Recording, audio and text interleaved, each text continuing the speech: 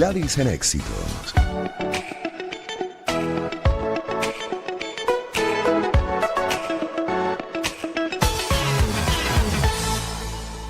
Otra cara de la planificación vamos a abordar hoy específicamente desde el punto de vista económico, esas metas financieras personales que cada año, bueno, procuramos trazar, revisar, ajustar, y es el caso del 2025 de acuerdo a las tendencias de mercado también, cuáles son las recomendaciones que en este momento están dando economistas, como es el caso de Aaron Olmos, docente, se ha especializado justamente en finanzas de empresas. Bienvenido, profesor, gracias por estar con nosotros una vez más. Sí, muy buenas tardes, Gladys. Gracias por la invitación y feliz año, ¿no?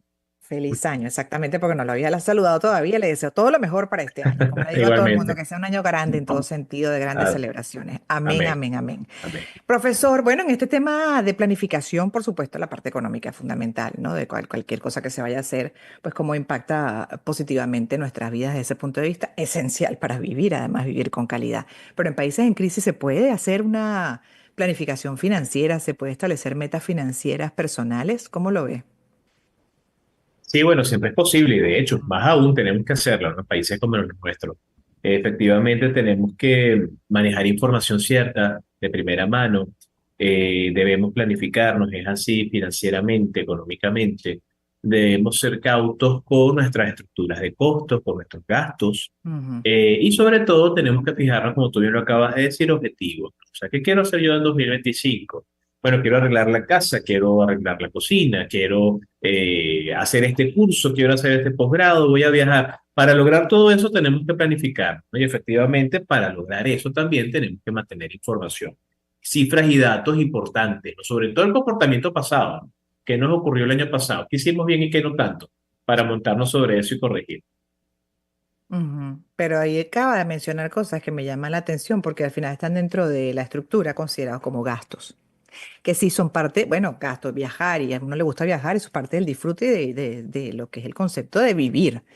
Pero lo ideal sería lograr establecer tales planes efectivos desde este punto de vista económico, ¿no? Financiero, nuestras vidas, como para que tengamos una fuente que permita hacer todo eso sin tener que tocar activos, capital, en este caso bueno, que además puede servir para pagar esos gastos fijos. Totalmente de acuerdo. Fíjate, en principio, bueno, se depende del salario, ¿no? De las personas que están en relación de Exacto. terceros, ¿no?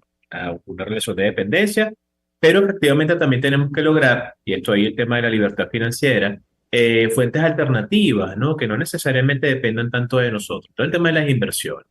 Es ahí cuando, de alguna forma, los que están claros en estos temas asumen, mira, no solamente para yo poder lograr mis objetivos dependo de lo que genero 15 y últimos semanalmente, o este negocio o esta actividad que tengo que a veces paga algo.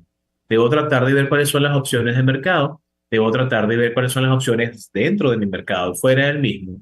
¿Qué opciones desde el punto de vista de inversión tradicional y no Ujú, tradicional o no convencional, porque hay muchas por ahí también, mitigando los riesgos en la medida en ujú. la cual yo pueda entonces acercarme a estructuras que me permitan generar ingresos adicionales, porque al final de cuentas, para poder lograr esos objetivos, tú bien lo acabas de decir, yo quiero vivir la vida, yo quiero viajar, yo quiero estar 3 meses fuera de casa, conocer, bueno, para estar 3 meses fuera de casa necesito tener lo suficiente para mantener la casa mientras no estoy y para Claro. mantenerme fuera. Claro, que no afecte esos gastos fijos importantes, ¿no? De ese presupuesto, los esenciales, de pagar incluso los servicios, pero la comida, eso es básico. Pero por eso también le preguntaba, porque a veces no nos enseñan a tener ese criterio y ahí, más allá de las crisis, justamente son creo que excepciones los que tienen esa visión. Y muchas veces, pues, recibimos información, por ejemplo, primero de ser empleado, ¿no? Por un lado, más que inversionista, de desarrollar nuestros propios modelos de negocio empleado con un 15 y último, de lo cual sale todo lo que acabamos de explicar. Y a veces no alcanza para el ahorro, que también hasta qué punto hacerlo, de qué manera hacerlo. Fíjese todo lo que acabo de asomar, que yo creo que es parte de esa cultura financiera que muchas veces no tenemos y que hay que trabajar. Tú lo acabas de decir, aquí las palabras clave son cultura financiera, ¿no? Y es muy particular porque hasta los egresados de áreas que tienen que ver con economía y finanzas no se manejan bien, ¿no? En esa área. Y lo importante aquí es entender el dinero y cómo se produce, cómo resguardarlo y cómo protegerlo. Efectivamente, tú lo acabas de decir, cultura financiera, agregarse valor, entender todo esto. Entonces, no solamente es la cobertura de lo básico, ¿no? ¿Cómo hago yo para tratar de extender esta situación de ingreso? Bueno, no solamente puede depender de un salario, tú lo acabas de decir, el que depende de su salario, bueno, están los que están autoempleados, pero bueno, tenemos diferentes opciones y para ello efectivamente tengo que entender el mercado. Para entender el mercado tengo que acercarme a él. No hace falta tener un PhD en finanzas para que te vaya bien en estos espacios. Sí tienes que ser cauto y tienes que tener mucha información. Y efectivamente hay opciones. Hay que ser arriesgado, pero ese riesgo hay que medirlo. Hay que atreverse, pero ese atrevimiento también hay que ser comedido, ¿no? Ujú, Todo en justa medida para poderse acercar. Opciones hay, efectivamente, nosotros tenemos que estructurarnos, ¿no? No solamente es poder pagar los servicios, sino ir más allá. Y para lograr eso hay que arriesgarse. ujú. Bueno, de hecho, el criterio, por ejemplo, de las propiedades, me gustaría revisar eso con usted, porque en el caso de Venezuela, que las propiedades se fueron al piso, el valor de las propiedades. El que no tiene necesidad no está vendiendo, pero el que tiene además algo de capital, pues está aprovechando esos precios muy bajos de grandes propiedades, bellísimas, dentro y fuera de, o sea, en el interior de Venezuela y bueno, en el caso de la capital. Entonces, bajo la cultura que acabamos de explicar y un poco lo que sugieren también, por ejemplo, el mercado inmobiliario en otros países como Estados Unidos, es comprando bajo la visión de hacer una inversión que se revaloriza, que ya ella en sí misma, ¿no? Implica o te puede dejar beneficios que, de los que usted menciona, la vives, pero quizás con la cultura de vender y mover para ir haciendo capital y justamente de esas ganancias donde sale para todo lo demás, esos gastos que queremos propios de recreación.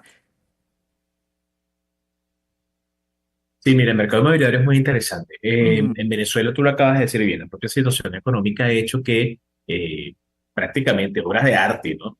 Apartamentos, casas, ¿no? En el interior del país, ubicados en unas zonas excelentes, se estén vendiendo por la mitad o mucho menos de su valor real, ¿no? Precisamente por un tema de mercado. Los que tienen suficiente activo y saben lo que vale esto, están aprovechando este momento para poder tener ujú. dentro de su patrimonio, pues, apartamentos y casas que luego le van a permitir, tratando de buscar en el corto plazo, pues, agregar valor, quizás una mejora sustancial en precio, ¿no? Esto ha sido así para muchas personas que en otras ubicaciones como Estados Unidos han incrementado sus fortunas haciendo estos negocios inmobiliarios, ¿no? Comprar a precio bajo, arreglar, mesurar, colocar sus apartamentos o casas en las mejores condiciones para luego ofertarlos a los mejores precios. No solamente pasa con el mercado inmobiliario, también pasa con el mercado automotriz, los que compran vehículos, le ven un potencial, los ponen en las mejores condiciones, a nivel de motor, a nivel de características, bueno, luego lo venden. Efectivamente, para eso también hay que tener un ojo y estar atento a las condiciones del mercado. Pero Claro. sí, no solamente es colocar el dinero en el banco o buscar acciones, ¿no? También hay diferentes espacios como este, ¿no? Pero efectivamente también hay que contar con un capital inicial, porque no todo el mundo tiene, por lo menos en Venezuela, Exacto. quizás 15.000, 20.000 dólares para comprar Así es. un bien inmueble que le pueda después más generar otros ingresos, ¿no?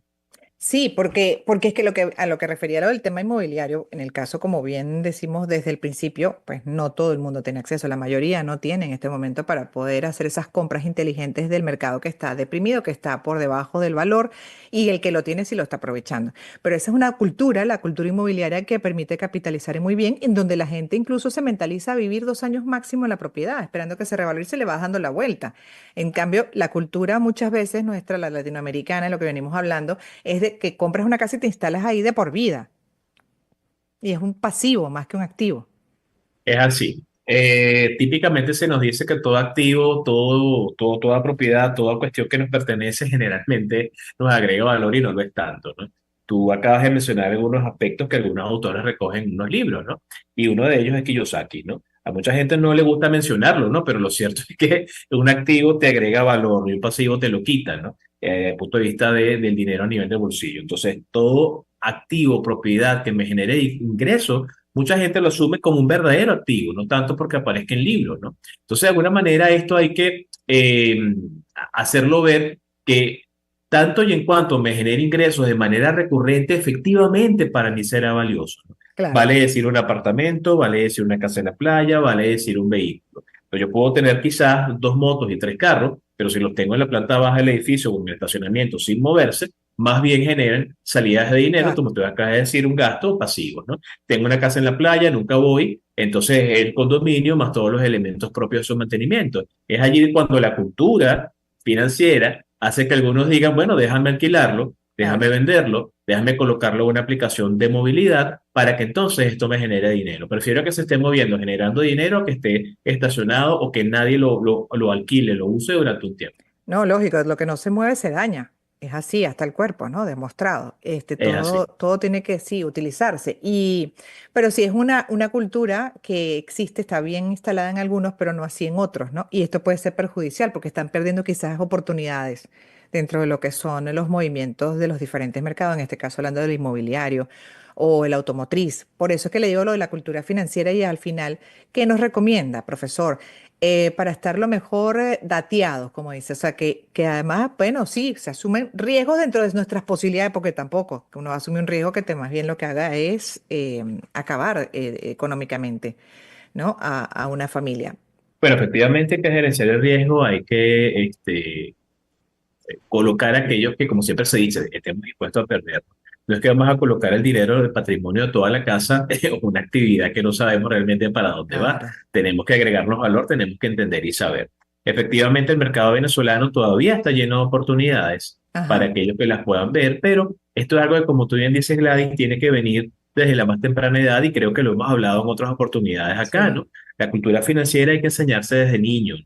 Hay que explicarle a los niños de dónde viene el dinero, por qué el dinero es importante, la relación con el trabajo, las inversiones, la necesidad de no quedarse únicamente en un solo lugar. El hecho de que estas nuevas generaciones quizás no están aspirando a una jubilación, sino que están aspirando a inversiones que se reproduzcan y les permitan flujos de efectivo para poder vivir la vida que tú acabas de decir. Tenemos una visión distinta de una generación que se levanta, distinto quizás a nosotros que nos enseñaron que había que estudiar, trabajar y quedarse en ese lugar hasta la jubilación y Sí, pensión. señor. Y eso ya cambió.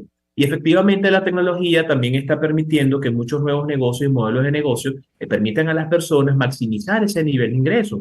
Aplicaciones de movilidad, aplicaciones de alojamiento, como existe el Airbnb en otros países, en Venezuela tenemos una aplicación para alquilar espacios, por ejemplo, nueva, que se llama Stay. Tenemos muchas aplicaciones para que las personas que tienen más de un vehículo quizás puedan poner esos activos en movimiento. Entonces, si no movemos esos activos, efectivamente los vamos a dañar, los vamos a perder y estamos dejando quizás de ganar algún dinero por oportunidades que estén ahí. Que no Entonces, también estamos hay que viendo. tener, claro, tenemos que tener una visión muy amplia de las posibilidades. Exacto, hay que buscar y estar siempre pues, indagando y también con especialistas como es su caso. Para cerrar, de hecho, usted decía lo de las prestaciones, que creo que en el mundo que está envejeciendo, que además es un drama en muchos países, pues incluso una de las advertencias es que en cuestión de ya, ¿no? De unos años, hasta ni siquiera se puede hablar de prestaciones, no las pueden asumir porque es una población, la población, digamos, más grande va a ser de tercera, cuarta edad, que es la que le correspondería esa jubilación. Sí, de punto de vista de la De seguridad social, estructuras. los gobiernos tienen un trabajo bastante importante, como tú bien lo acabas de decir, sobre todo en Europa, ¿no? Donde la población es mayormente adulta, muy adulta. Esto de alguna manera nos hace pensar, bueno, que esta nueva generación que se levanta e incluso tiene que apoyar a sus padres para que hasta los últimos días, de alguna forma no sean y no sean vistos y no se sientan también como quizás un peso, una responsabilidad adicional, sino que más bien proyectemos todo esto en el tiempo para que en esos momentos de vejez no dependamos de esa seguridad social que puede ser mucho poca, pero que más bien sea producto, ese estilo de vida, de las inversiones que hicimos cuando estuvimos jóvenes, Exacto. ¿no? Que pudimos ver Ujú. esas oportunidades en el momento. Esa es la gran visión que deberíamos trabajar. Hay una cultura que, por ejemplo, y ya para terminar, en el minuto que me queda, profesor, que me parece valiosísima. En lugar de el joven que tiene además todo el ímpetu, ¿no? Tiene la fuerza, la energía entre los 20 y los 30 de estar programándose más para ver cómo rumbea, cómo sale, cómo se socializa, debería estar en esa década justamente construyendo su capital, ¿cierto? Es así, ¿no? Puede saltar, puede rumbear y todo, pero debe Sí, tener los ojos puestos también en esa programación financiera, pero eso es algo que se le tiene que inculcar, porque otra vez, quizás nosotros brincamos, saltamos y no estábamos atentos a eso, ¿no? Y ya en determinada edad comenzamos a pensar, oye, imagínate tú si a los 25, a los 22 me hubiese puesto a pensar en esto o a ver esto bajo o a esa colocar mi visión. dinero con esta visión, sería quizás otra realidad. Lo importante es despertar a ella en algún momento y trabajar en lograrlo. Y ese es el gran objetivo que hay que tener, que lograr en estos tiempos, ¿no? Sí, definitivamente. Gracias, por haber estado con nosotros. Aarón Olmos es docente, economista, especialista en finanzas de empresas, hablando un poco de las tendencias. Bueno, las tendencias de mercado me nos faltaron, profesor, pero en el caso de Venezuela más o menos asomó, ¿no? Algunas Es de las que... así. Exacto. Y las recomendaciones justamente para invertir de manera inteligente. Vamos entonces a hacer una pausa y en breve regresaremos. Es Gladys en Éxitos hasta las 3 de la tarde. Chao.